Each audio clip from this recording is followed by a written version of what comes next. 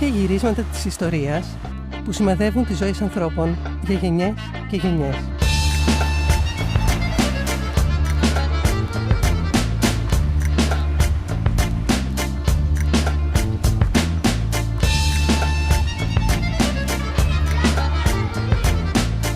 Οι Έλληνες των μειονοτικών χωριών της Αλβανίας είδαν πολλές φορές στην ιστορία τον ελληνικό στρατό να εισέρχεται απελευθερωτή στον τόπο τους, αλλά η μοίρα το έφερε να εγκλωβιστούν για χρόνια στην άλλη πλευρά των συνόρων και να ζήσουν την δύσκολη περίοδο της απομόνωσης της Αλβανίας υπό τον κομμουνιστή ηγέτη Ενβέρ Χότζα.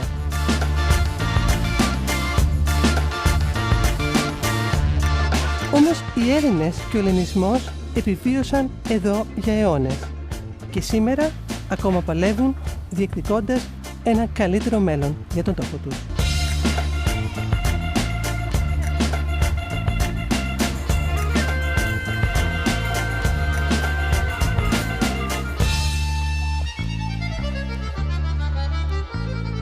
Από μικρά παιδιά μιλάγαμε την ελληνική γλώσσα και επειδή υπάρχουν και εδώ Αλβανοί πολίτες, έχουμε ζήσει το ρατσισμό, δηλαδή ότι είμαστε Έλληνες, ελληνική μειονότητα. Μόλις τους λες είμαι από τη Χιμάρα, λένε ποια είναι αυτή η Χιμάρα και τους λέμε γράφει στη Βουλή σας, έξω στις πλάκες της Βουλής σας ποια είναι η Χιμάρα και την ιστορία της. Είναι κομμάτι της Ελλάδας.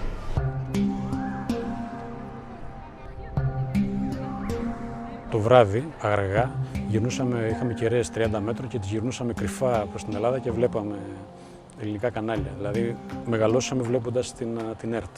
Ζούμε σε έναν τοπό, είμαστε κομμάτι Ελλήνων που ούτε από εδώ μας αναγνωρίζουν, ούτε από εκεί. Λες και είμαστε ένας λαός μόνοι μας, ξεχασμένος. Είναι συνήθως κάποιο επεισόδιο και συνήθως κάποιο εθνικιστικό επεισόδιο που μας κάνει να γυρίσουμε τα μάτια σε αυτή την πλευρά του ελληνισμού.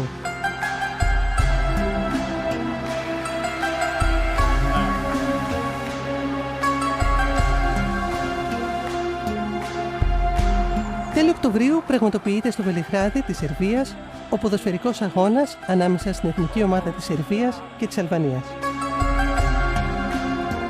Ο Άλκης, ένα νέο παιδί από το μειονοτικό ελληνικό χωριό Δερβιτσάνη, παρακολουθεί τον αγώνα από τη τηλεόραση, όπως και πολλοί ακόμα στην Αλβανία. Κάποια στιγμή, κατά τη διάρκεια του αγώνα, Αλβανοί σηκώνουν ένα τηλεκατευθυνόμενο αεροπλανάκι που μεταφέρει τη σημαία της Μεγάλης Αλβανίας, μια σημαία που περιλαμβάνει κομμάτι της Σερβίας, της Υπήρου, της Μακεδονίας και την Κέρκυρα. Όταν εσύ είδες αυτό το επεισόδιο στο Βελιγράδι, σκέφτηκες ότι μπορεί να γίνει κάτι και εδώ στο χωριό το ελληνικό? Όχι, καμία σχέση. Ήμασταν ήρεμοι, πήγαμε στο χωριό. Το χωριό τα 12 ώρα το βράδυ που έγινε αυτή η ιστορία ήταν ήρεμο, δεν υπήρχε πουθενά, δεν κυκλοφορούσε τίποτα. Και βρεθήκαμε όλοι προεκπλήξεως. Όταν ένας Σέρβος ποδοσφαιριστής πιάνει το σκοινί για να κατεβάσει το λάβαρο που περιφέρεται πάνω από το γήπεδο, οι Αλβανοί ποδοσφαιριστές τρέχουν προς το μέρος του και ακολουθεί άγριο ξύλο και επεισόδια. Λίγο μετά την επεισοδιακή διακοπή του αγώνα στο Βελιγράδι, ο Άλκης, όπως και όλοι οι κάτοικοι της Δερβιτσάνης, θα ξυπνήσουν ανήσυχοι. Μέχρι τις 11 ώρα ήμασταν και εμείς όλοι έξω, βλέπαμε την Εθνική Ελλάδος παράλληλα και κατά τις 11.30 πήγαμε όλοι σπίτια μας. Κατά τις 12 ακούσαμε να χτυπάνε καμπάνες.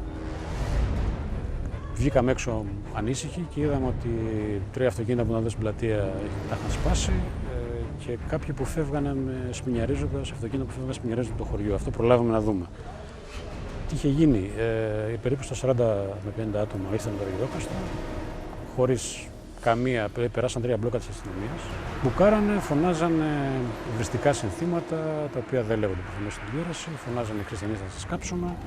Πριν προλάβουμε να οργανωθούμε και να δούμε τι γίνεται, βλέπουμε ένα μεγάλο κομβόι αυτοκινήτων από το Αργυρόκαστρο, το οποίο ερχόταν πάνω από 150 αυτοκίνητα, με σημαίες, υβρίζοντας, και ευτυχώς του σταμάτησε το περιπολικό της αστυνομίας στην είσοδο του χωριού.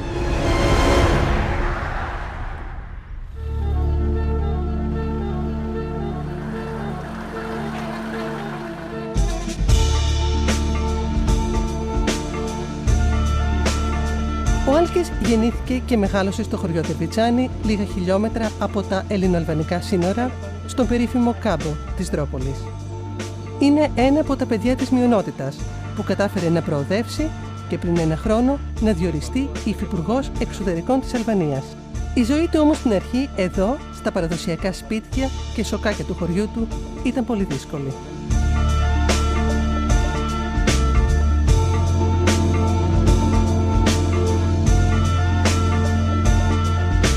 Ήμασταν μικροί, ήμασταν απομονωμένοι. Φανταστείτε όταν πέθανε ο Χότζα το 1984, όποιος σας πει το αντίθετο σας λέει ψέματα, μας είχαν βγάλει από τα σχολεία και κλαίγαμε. Πέθανε ο Εθνάρχης. Δηλαδή, είμαστε μια γενιά η οποία είχαν μεγαλώσει σε ένα απίστευτο κλίμα προπαγάνδας. Και όσοι τότε είχαν σηκώσει κεφάλι, που σας προείπα, είχαν πάει φυλακή. Απλά σου μιλάγανε ελληνικά ή λέγανε ότι η πατρίδα μας είναι Ελλάδα. Αυτό δεν το πιστεύαμε. Δηλαδή, μεγαλώσαμε με την αλβανική ιστορία, η οποία ακόμη υπάρχει στα βιβλία. Η οποία λέει ότι η Αλβανία φτάνει μέχρι την Πρέβεζα.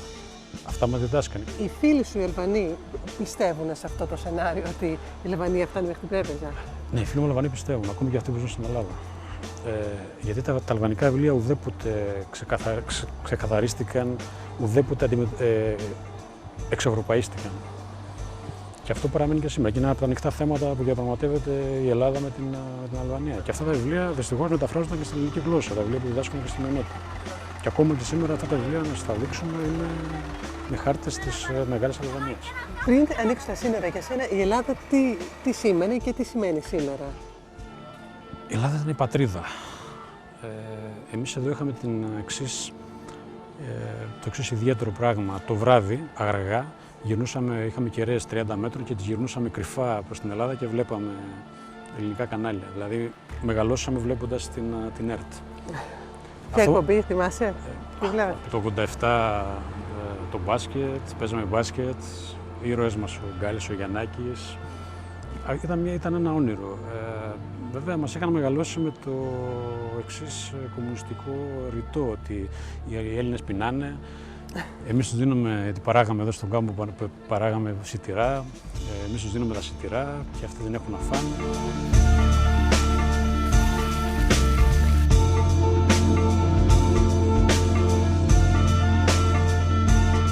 Όταν άνοιξαν τα σύνορα με την Ελλάδα το 1991, ο Άλκης ήταν 15 χρονών. Καταφέρνει να μπει οικότροφος σε μια σχολή στα Γιάννενα, να σπουδάσει, να εργαστεί στην Ελλάδα και να πολιτευτεί στην Αλβανία με το κόμμα της ελληνικής μειονότητας. Πριν ένα χρόνο ορίστηκε υφυπουργός εξωτερικών, αλλά ένα γεγονός αποτέλεσε πρόσφατα την αφορμή να παραιτηθεί από τη θέση του. Το γεγονός αυτό συνέβη στη Χιμάρα.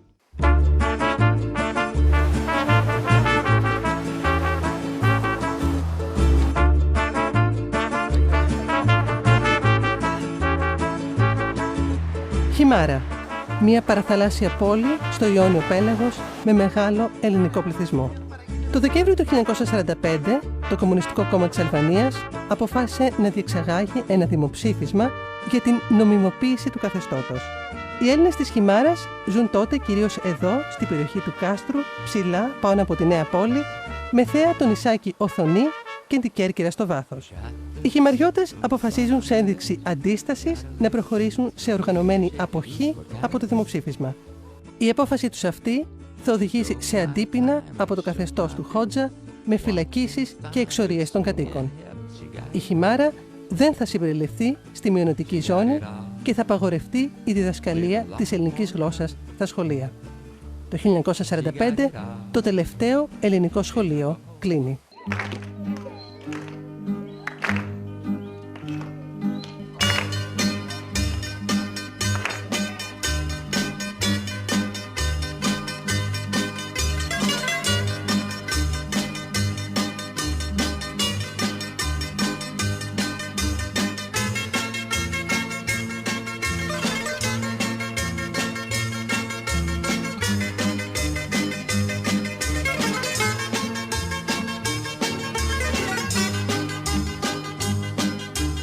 Είναι μόλις πρόσφατα, το 2006, που το ελληνικό κράτος θα καταφέρει μετά από 62 χρόνια να ανοίξει εδώ πάλι ελληνικό σχολείο και οι κάτοικοι της Χιμάρας να δουν ένα όνειρο να γίνεται πραγματικότητα.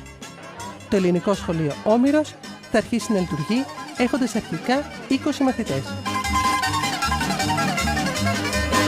Γεια σας. Άρης Θεός, Άρης Υιός, Άρης Θάνατος ελέησον μας. Άρης Θεός, Άρης Υιός, Άρης Θάνατος ελέησον μας.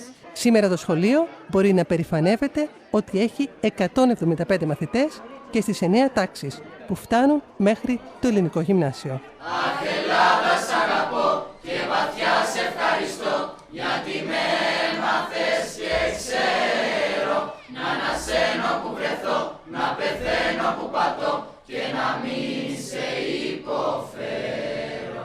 Αυτή είναι η τάξη της 9ης, της 3ης δηλαδή γυμνασίου, που φέτος θα αποφοιτήσει από το σχολείο. Κατά μία έννοια, είναι μία ιστορική τάξη. Όλα αυτά τα παιδιά είχαν τελειώσει την πρώτη δημοτικού σε αλβανικό σχολείο. Όταν όμως το 2006 άνοιξε εδώ το ελληνικό σχολείο, οι γονείς τους πήραν την απόφαση να χάσουν όλα τα παιδιά μία χρονιά και να ξαναγραφτούν στην πρώτη δημοτικού, αλλά στο ελληνικό πια σχολείο.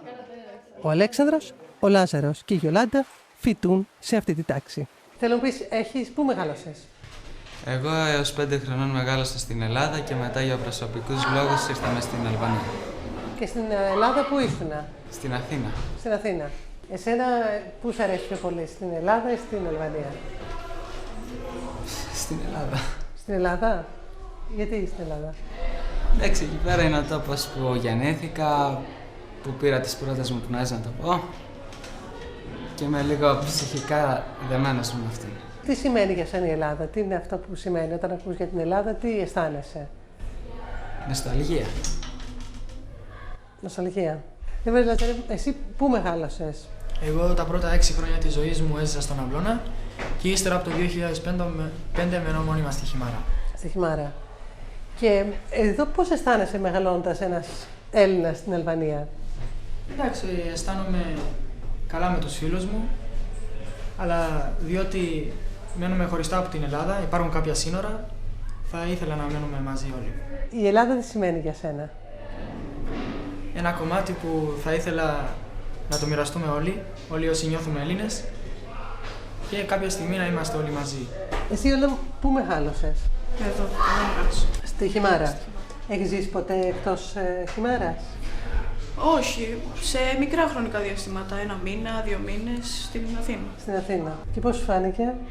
Εντάξει, η Ελλάδα είναι κάτι πολύ διαφορετικό από τη Χιμάρα, κάτι που θέλουμε όλοι να ζήσουμε, τη ζωή της, το πνεύμα της, γιατί υπάρχουν περισσότερες ευκαιρίες για ένα μαθητή, για ένα παιδί. Από μικρά παιδιά μιλάγαμε την ελληνική γλώσσα και επειδή υπάρχουν και εδώ Αλβανοί πολίτες, έχουμε ζήσει το ρατσισμό, δηλαδή ότι είμαστε Έλληνες, ελληνική μειονότητα. Ενώ στην Αθήνα δεν έχουμε το φόβο να εκφραστούμε ελληνικά. Δεν έχουμε, ας πούμε, να μιλήσουμε ελληνικά, να εκφραστούμε ελληνικά, να υποστηρίξουμε την Ελλάδα. Ενώ σε μια συζήτηση μπορεί να εδώ στην Χιμάρα μπορεί να φτάσει και να μαλώσεις με ένα φίλο σου λόγω εθνικών σκέψεων. Δηλαδή είσαστε σε μια παρέα με φίλους σας Αλβανούς, ναι, και μαλώνετε για κάτι ιστορικό για τη Χιμάρα? Ναι, πολλές φορές. Πολλές φορές. Δηλαδή πώς ξεκινάει η συζήτηση, τι είναι αυτό που θα σας κάνει να μαλώσετε? Από μια γιορτή που γιορτάζουμε, 28η, 25η Μαρτίου. Από μια γιορτή μπορεί να αρχίσουν όλα, όχι πολύ εθνικιστικό, γιατί τόση υποστήριξη, γιατί αυτά τα τραγούδια, γιατί αυτά τα ποίηματα. Εσύ έχεις φοβηθεί ποτέ να γίνει ένας καυγάς που έχεις φοβηθεί δηλαδή? Εντάξει, πάντα προσέχουμε τι λέμε, γιατί το κλίμα είναι αρνητικό πολύ. Πάντα προσέχουμε τι λέμε, γιατί αυτό πρέπει να κάνουμε. Δεν μπορούμε να εκφραστούμε ελεύθερα. Δηλαδή τι είναι αυτό που δεν μπορείς να πεις εύκολα? Ότι είμαστε ελληνική μειονότητα, δεν είμαστε δεκτοί σαν ελληνική μειονότητα. Από πολλούς. Και όταν είσαι στην Ελλάδα, έχεις αισθανθεί ποτέ ότι οι Έλληνες δεν σε θεωρούν Έλληνα και σε θεωρούν ότι είσαι στην Αλβανία? Σε κάποιες περιπτώσεις ναι, αλλά οι περισσότεροι καταλαβαίνουν. Μόλις τους λες είμαι από τη Χιμάρα, λένε ποια είναι αυτή η Χιμάρα. Και τους λέμε γράφει στη Βουλή σας, έξω τις πλάκες της Βουλίτσας, ποια είναι η Χιμάρα και την ιστορία της. Είναι κομμάτι της Ελλάδας.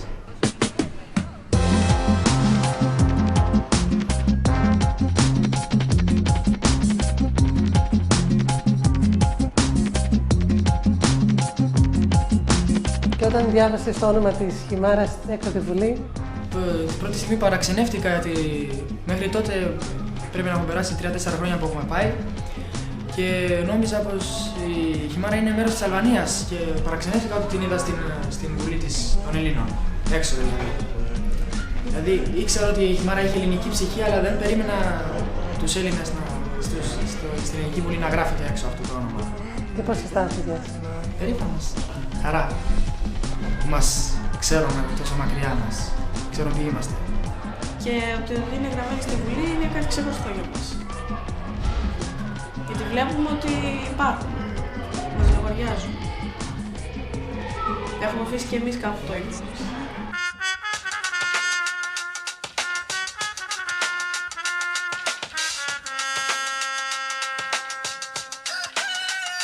Εδώ τώρα είναι η είσοδος της εκκλησίας. Η είσοδος της εκκλησίας και του σχολείου. Είναι κοινή τέλος είναι πάντων. κοινή. Ναι. Και πώς έγινε να είναι το σχολείο μαζί με την εκκλησία? Αυτό ανακαινίστηκε, ξέρεις, όλο αυτό που βλέπετε άρχισε 17ο αιώνα με το πέρασμα του Κοσμάτου Ετωλού. Λοιπόν, ανακαινίστηκε μετά και τελείωσε το 1870. Είναι ένα θαύμα, βλέπετε.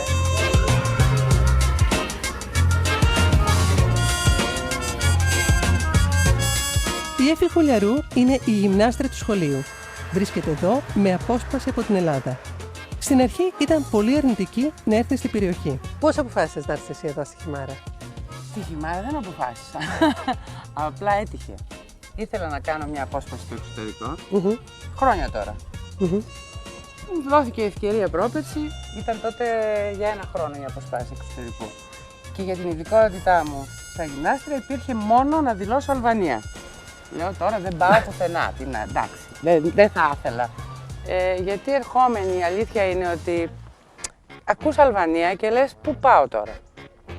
Τι θα αντιμετωπίσω, πώς θα είναι, θα αντέξω. Εδώ δεν βρήκα προβλήματα, δεν έχω προβλήματα. Είναι σαν να είμαι σε μια πόλη στην Ελλάδα. Θέλω να μου πεις πρώτα απ' όλα για τα παιδιά εδώ. Τα παιδιά που συνάντησες εδώ. Τα παιδιά είναι υπέροχα εδώ. Όταν μιλάμε ότι διψάνε για μάθηση, ρουφάνε σαν σφουγγάρι, κυριολεκτό με την έννοια αυτή, αυτή τη στιγμή αυτό το σχολείο δεν έχει να ζηλέψει τίποτα από ένα ελληνικό σχολείο στην Ελλάδα. Πώς αισθάνεσαι εδώ μια Ελληνίδα δασκάλα, μια Ελληνίδα καθηγήτρια εδώ στη Χιμάρα? Καταρχήν δεν αισθάνομαι ότι είμαι στο εξωτερικό.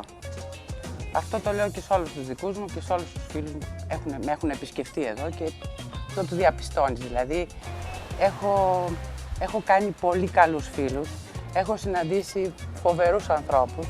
Πραγματικά νιώθω πάρα πολύ οικία, πολύ ζεστά. Η γλώσσα είναι η ίδια, τα ήθη, τα έθιμα. Από όπου να το πιάσεις το θέμα, είναι Ελλάδα.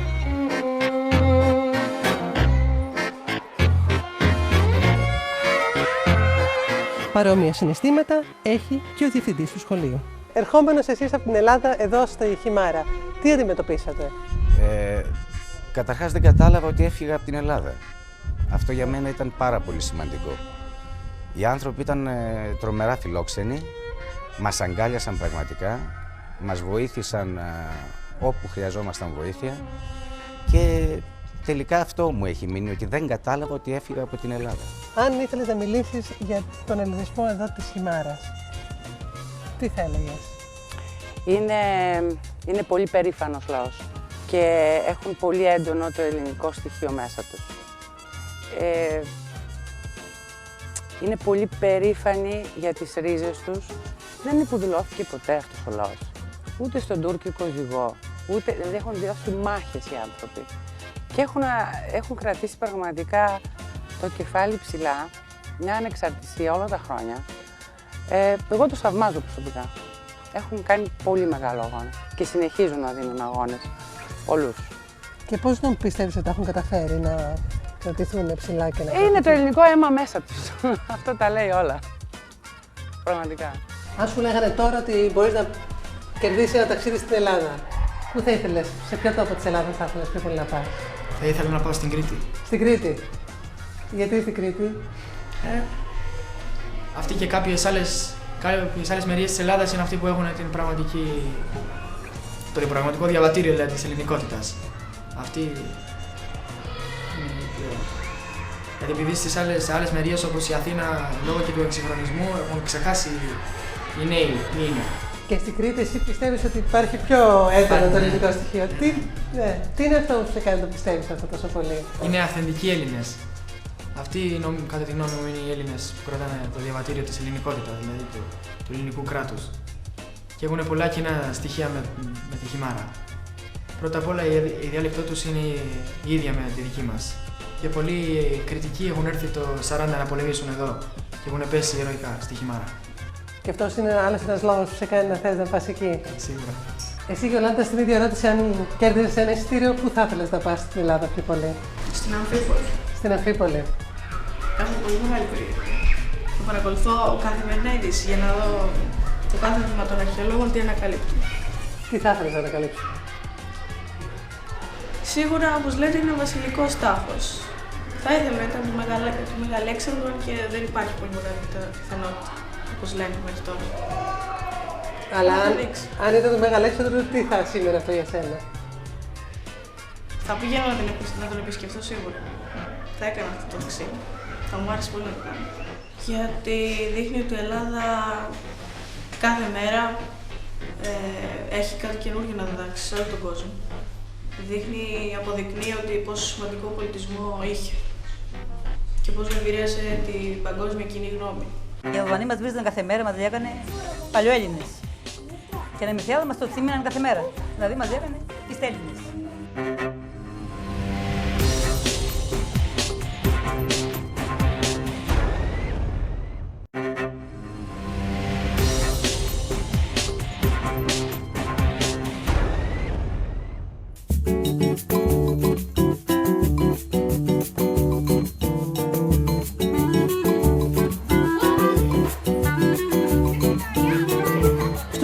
Φοιτούν πια τόσοι πολλοί μαθητές που έχει πρόβλημα στέγασης. Κάποια μαθήματα γίνονται σε ένα διπλανό σπίτι, ενώ η εκκλησία που βρίσκεται στο προαύλιο χώρο έχει παραχωρήσει ένα δωμάτιο στο γυναικονίτη για να διδάσκονται τα μαθήματα του νηπίου, προνηπίου και της πρώτης δημοτικού.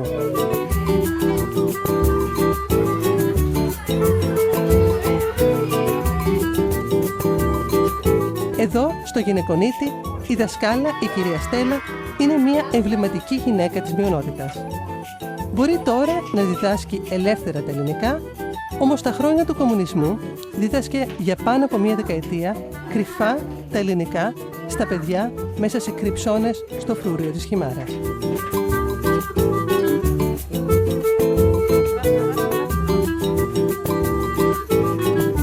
Και πηγαίνετε εσείς στο φρούριο πάνω κρυφά και τους μαθαίνατε ελληνικά? Πηγαίναμε εκεί, είχαν καμιά 20 παιδιά. Μαθαίναμε εκεί. Κρυφά? Στην εκκλησία είναι κρυφά, βέβαια. Δεν μας αφήνανε. Από το κάστρο στο σπίτι. Από το σπίτι στις ελιές. Από τις ελιές σε ένα άλλο μέρος. Δεν μέναμε τακτικά εκεί. Και πόσα παιδιά μαζευόντουσαν τότε? 20 παιδιά και αλβανόφωνα. Πώς πιστεύετε ότι διατηρήθηκαν τα ελληνικά εδώ? Και να μην θέλαμε να το διατηρήσουμε, όχι που θέλαμε. Αλλά οι Αλβανοί μας βρίζανε κάθε μέρα, μας λέγανε παλιοέλληνες. Και να μην θέλαμε, μας το θύμιναν κάθε μέρα. Δηλαδή μας λέγανε ιστέλληνες.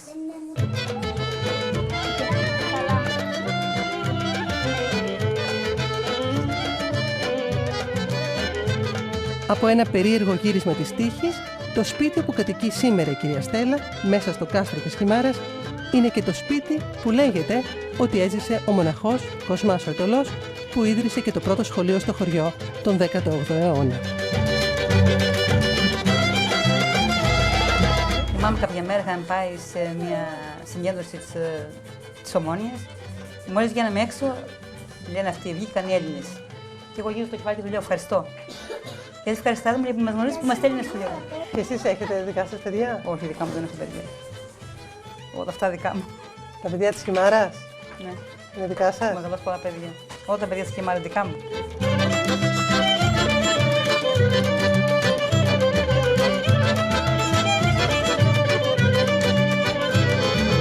Στη Χιμάρα δεν υπάρχει αυτή τη στιγμή λύκειο και γίνονται προσπάθειες να ανοίξει του χρόνου.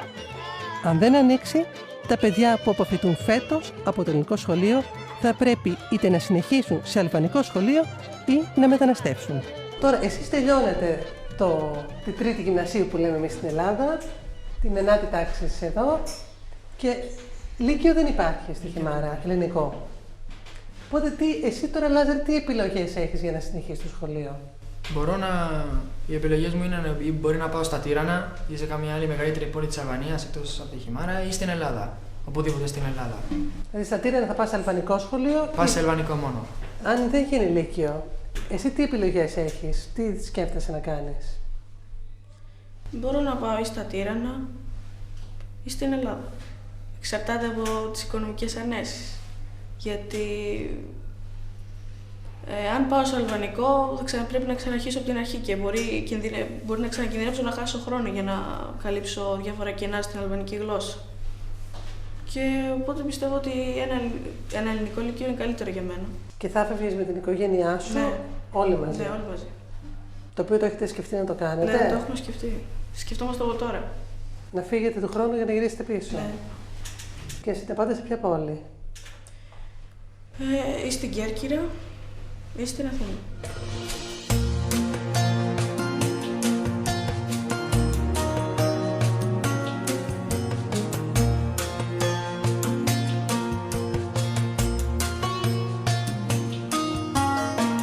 Αν δεν γίνει το λύκειο, τι επιλογές έχεις? Το ψάχνω ακόμα, αλλά πιστεύω πως θα καταλήξει στα Αρσάκια στα Τύρανα. Εκεί πέρα, ναι, χρειάζεται να έχεις κάποιες οικονομικές ανέσεις, αλλά δεν αγχώνομαι, γιατί κάθε γονέας κάνει το δύνατο για το παιδί του.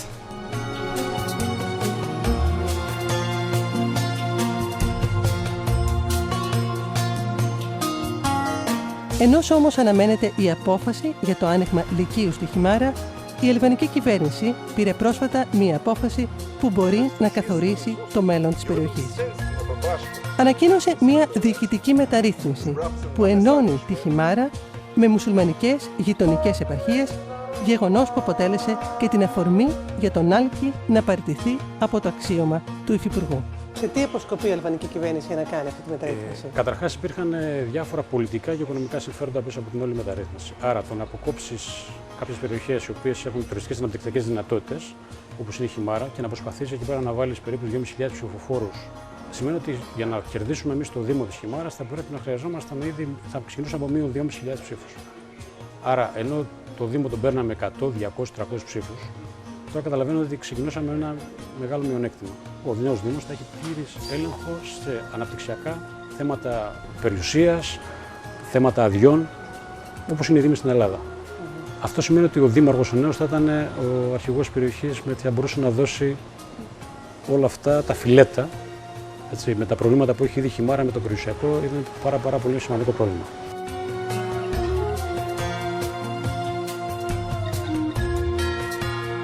Οι περισσότεροι Έλληνες της Χιμάρας σήμερα, που έχουν κληρονομήσει σπίτια από παππούδες και προπαππούδες, φοβούνται ότι ανά πάσα στιγμή μπορούν να χάσουν την περιουσία τους, αφού το αλβανικό κράτος δεν τους έχει παραχωρήσει επίσημα τίτλους ιδιοκτησίας. Χαρακτηριστικό παράδειγμα είναι η ιστορία της οικογένειας του Νίκου.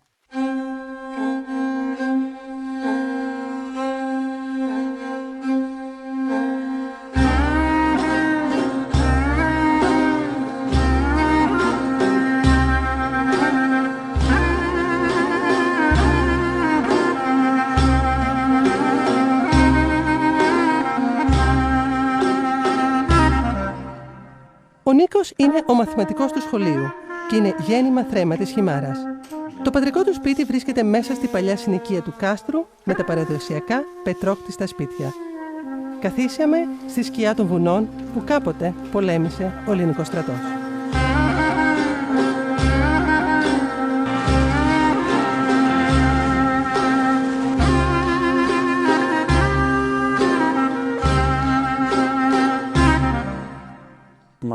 περηφάνεια που έχουμε κάτσει εδώ, γιατί είμαι απέναντι από κάποια παιδιά που πολεμήσαν, δώσαν τη ζωή τους, όχι μόνο για μας, για όλο το ελληνικό έθνος, για αφήσαν εποχή το 1940. Όταν πέρασες για πρώτη φορά στην Ελλάδα, πώς σου φάνηκε? Είναι δύσκολο να περιγράψω αυτό που ένιωσε, όχι εγώ μόνο, ο καθένας από εμάς πότε πέρασε πρώτο. Λέμε πάμε σε Άγια Χώματα. Φύγαμε από κάποιο τόπο που ήταν καταραμένο και πάμε σε Άγια Χώματα. Να πάρουμε κι εμείς την ευχή του Θεού. Ποιος είναι ο μεγαλύτερος φόβος που έχετε με αυτή τη νέα διοικητική μεταρρύθμιση? Είναι ένα κομμάτι για την αφομοίωση αυτού του ελληνισμού. Έχουν περάσει 24 χρόνια από το πέσιμο του καθεστώς και η υγεία ακόμα δεν έχει λυθεί το πρόβλημα της υγείας. Δεν έχει κανένας, μα κανένας δεν έχει ένα χαρτί ότι υπάρχει αυτή η γη και είναι δική του. Και να μπορέσει να ζήσει και να μπορέσει και να επενδύσει πάνω σε αυτή τη γη για να επιβιώσει σε αυτή τη ζωή.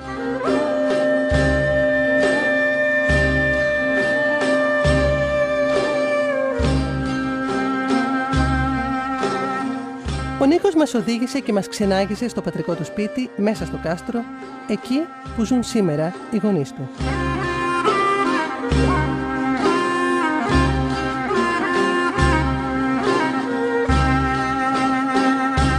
Και πόσα χρόνια η οικογένειά σου κατοικεί σε αυτό εδώ το σπίτι μέσα στο κάστρο?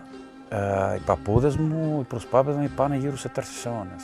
4 αιώνες. 4 αιώνες που κατοικούν, που έχει πιάσει η κατασκευή αυτού του σπιτιού. Αλλά χαρτιά για αυτό το σπίτι δεν έχετε? Δεν έχουμε, όχι. Άρα στα χαρτιά δεν είσαστε ιδιοκτήτες? Στα χαρτιά δεν υπάρχει ιδιοκτήτης ακόμα. Άρα... Πώς ξέρουμε ότι έχουμε κατοικήσει και είναι δικό μας. Αυτό είναι μια έλλειψη του Αλβανικού κράτους. Δηλαδή θεωρητικά αυτό το σπίτι μπορεί και να το χάσετε? Δεν μπορεί να τα πεις ότι είναι νόμιμο αυτή τη στιγμή. Εμείς παράνομοι στο ίδιο του μας το σπίτι. Νόμιμοι και παράνομοι ταυτόχρονα.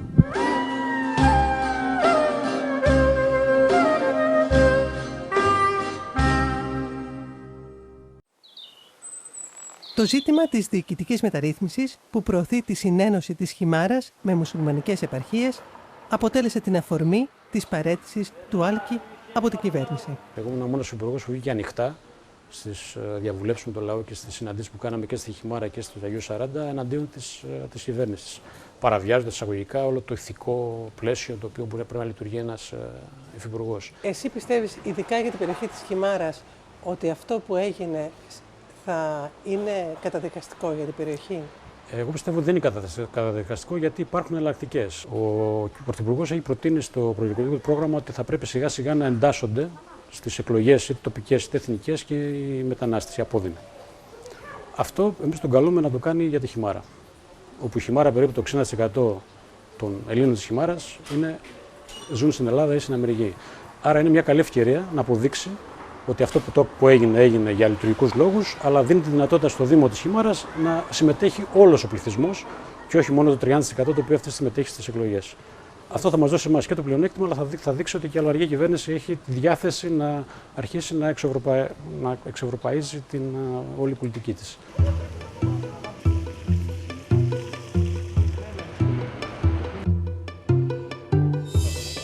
Ο Άλκης, που παράλληλα με την πολιτική ασχολείται και με νέες επιχειρήσεις, προσπαθώντας να βοηθήσει πρωτοεμφανιζόμενες εταιρείες τεχνολογίας στην περιοχή, είδε επίσης τα κεφάλαια που η Αλβανία έχει λάβει από την Ευρωπαϊκή Ένωση ως μέρος της προενταξιακής της πορείας στην Ένωση να μην διανέμονται στην ελληνική μειονότητα.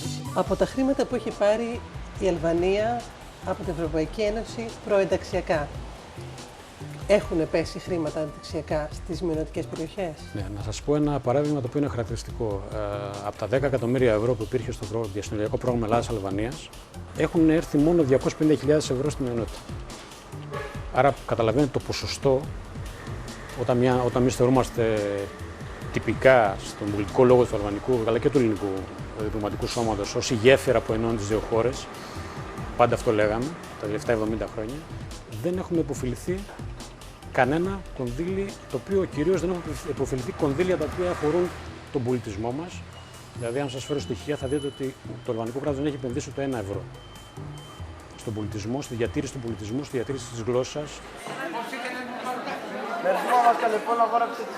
Όπως η ιστορία δεν σταματά να αποδεικνύει, τα ήθη και οι παραδόσεις είναι αυτά που βοηθούν να διατηρηθεί ο πολιτισμός και η γλώσσα για αιώνες.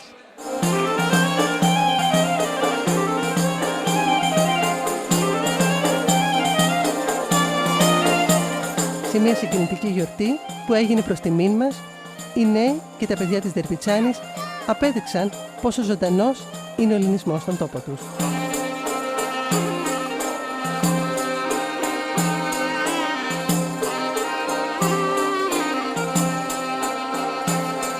Είναι τιμή μας που μας ετοιμήσατε και ήρθατε στο χωριό μας να μας γνωρίσετε.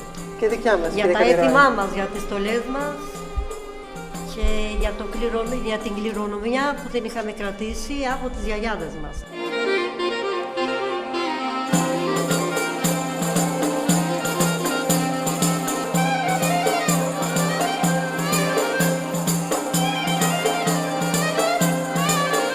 Τι σημαίνει για σας αυτή η στολή? Σημαίνει ότι θα κρατήσουμε την κληρονομιά μας.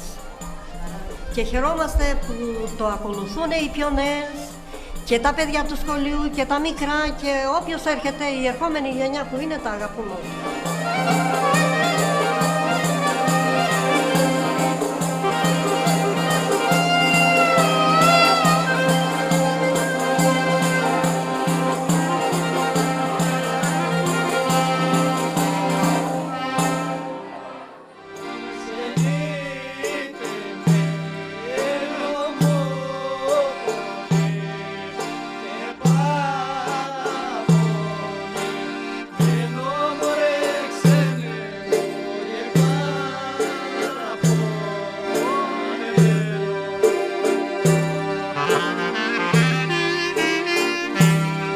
Ο Γιώργος και ο Οδυσσέας είναι δύο αδέλφια, δύο νέα παιδιά της Δερβιτσάνης.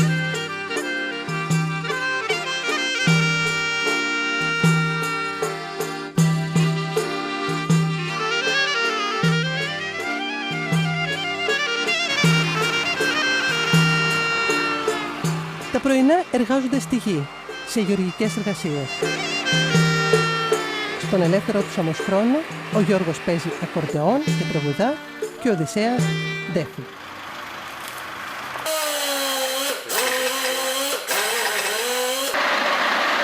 Ο Μιχάλης εργάζεται στο οικογενειακό συνεργείο αυτοκινήτων στη Δερβιτσάνη. Όμως η μεγάλη του αγάπη είναι το κλαρίνο.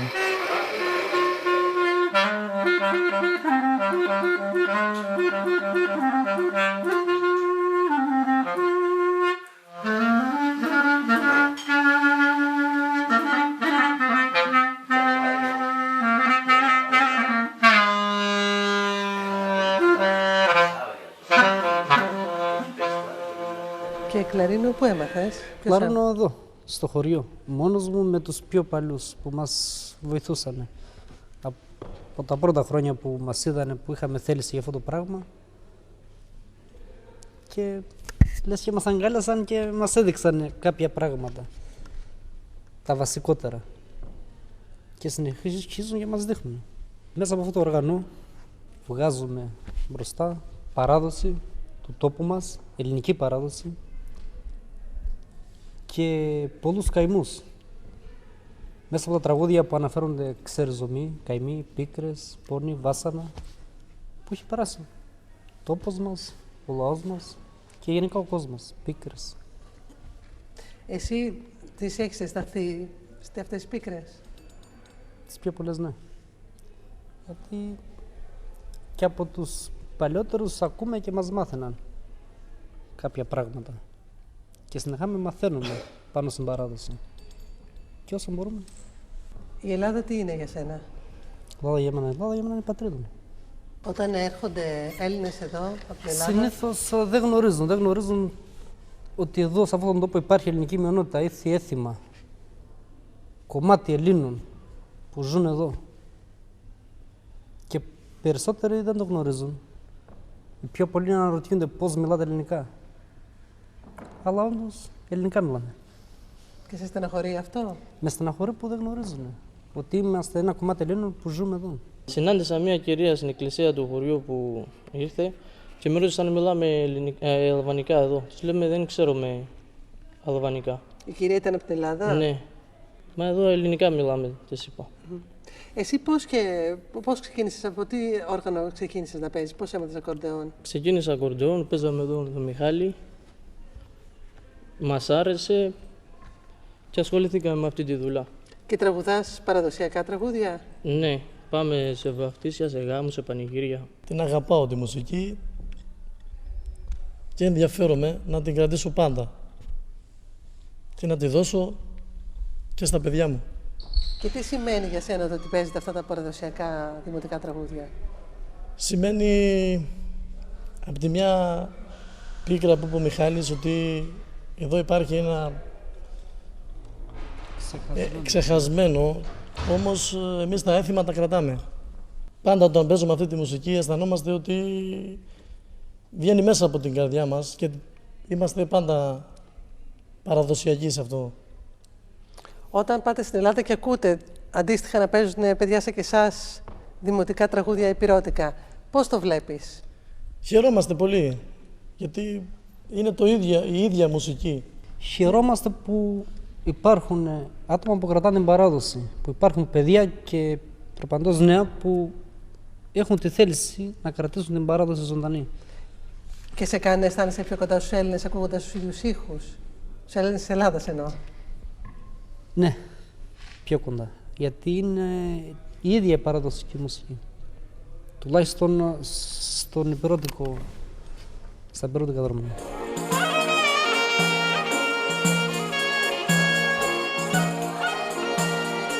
Ζούμε σε έναν τόπο, είμαστε κομμάτι Ελλήνων που ούτε από εδώ μας αναγνωρίζουν, ούτε από εκεί. Λες και είμαστε ένας λαός μόνοι μας, ξεχασμένος.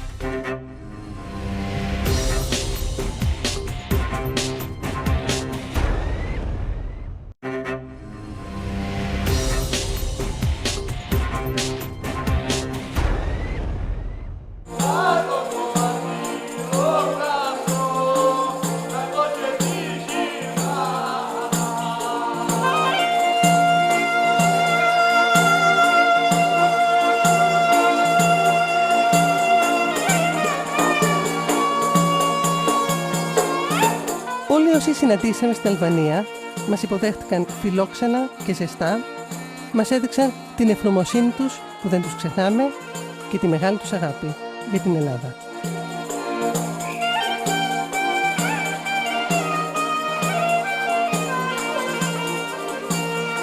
Οι άνθρωποι, σας είπα, είναι εξαίρετοι, περήφανοι, φιλόξενοι, φιλότιμοι. Έχουμε δεχτεί δηλαδή προσφορές, δώρα, του τύπου, ξέρετε, πάμε μια εκδρομή και βγαίνει η γιαγιά να μας προσφέρει καφέ. Αυτό δεν υπάρχει στις μέρες μας. Έχει εξαλειφθεί, ξέρετε, και στην Ελλάδα μπορούμε να το δούμε σε μερικά χωριά. Εδώ το κάνουν. Ή θα κάνουν λουκουμάδες και θα σου φέρει, θα σου χτυπήσει η γειτόνισσα, θα σου πει, έχω κάνει λουκουμάδες, έλα να φάμε. Και την Ελλάδα πώς τη βλέπουνε? Τη βλέπουν σαν τη μαμά πατρίδα. Βλέπουν άγια χώματα, περιμένουν μια μεγάλη βοήθεια από την Ελλάδα. Τώρα αν είχες απέναντί σου νέα παιδιά από την Ελλάδα, συνομιλικά σου, τι θα ήθελες να τους πεις για σένα? Πω ότι η Χιμάρα είναι και θα είναι πάντα ένα με την Ελλάδα. Είναι ένα κομμάτι της Ελλάδας. Τι θα ευχόσουν, τι θα ήθελες πιο πολύ για το τόπο σου, για σένα, για τους Έλληνες εδώ? Όλοι να είμαστε πάντα ένα απόσπαστο κομμάτι της Ελλάδας. Πάντα να πιστεύουμε στην Ελλάδα και να μην τα απαρνηθούμε ποτέ. Αν έβρεσκες παιδιά συνομήλικους από την Κρήτη, τι θα τους έλεγες? Θα τους έλεγα ότι είμαι κι εγώ ένας Έλληνας που ζω έξω από την Ελλάδα, όμως θα τους φαινόταν παράξενο. Δηλαδή θα τους εξηγούσα τα κοινά που έχουμε με την Κρήτη, ειδικά η Χιμάρα με την Κρήτη. Και θα καταλάβαινα πολλά, νομίζω. Θα ευχόμουν όλοι οι κάτοικοι της Χιμάρας να εκφράσουν ελεύθερα αυτό που είναι, γιατί η Ελλάδα πάντα μας περιμένει με μια ανοιχτή αγκαλιά. Τι σημαίνει η Ελλάδα για σένα? Σημαίνουν πολλά. Το να περιγράψεις και να λέμε ότι είναι πάνω απ' όλα μάνα πατρίδα, πώς τη λέμε, την προσπαθούμε και την λέμε πάντα. Είναι το παν. Αυτό που μας έχει λείψει και δεν ξέρω σε πόσο θα διαρκέσει αυτή. Μας λείπει, είναι κάτι που σου λείπει και άμα σου λείπει το αγαπάς πολύ. Άρα είσαι αισιόδοξος για το μέλλον του? Εγώ είμαι αισιόδοξος, ναι. Θέλει πολύ αγώνα όμως. Και ο κυρίως αγώνας είναι δικός μας, εσωτερικός. Δεν αφορά ούτε την Ελλάδα ούτε την Αλβανία. Είναι εσωτερικός. Αν εμείς οργανωθούμε όπως πάνω το κάναμε μόνοι μας, θα μπορέσουμε να καταφέρουμε πολλά πράγματα. Μου είπες ότι από τα τραγούδια σου, από τα τραγούδια που παίζεις με το κλαρίνο, βγαίνουν έτσι πίκρες. Εσένα, ποια ήταν η μεγαλύτερη πίκρα που έζησε η οικογένειά σου εδώ στη περιοχή? Το ότι ζούμε σε έναν τόπο, είμαστε κομμάτι Ελλήνων που ούτε από εδώ μας αναγνωρίζουν, ούτε από εκεί. Λες και είμαστε ένας λαός μόνοι μας, ξεχασμένος.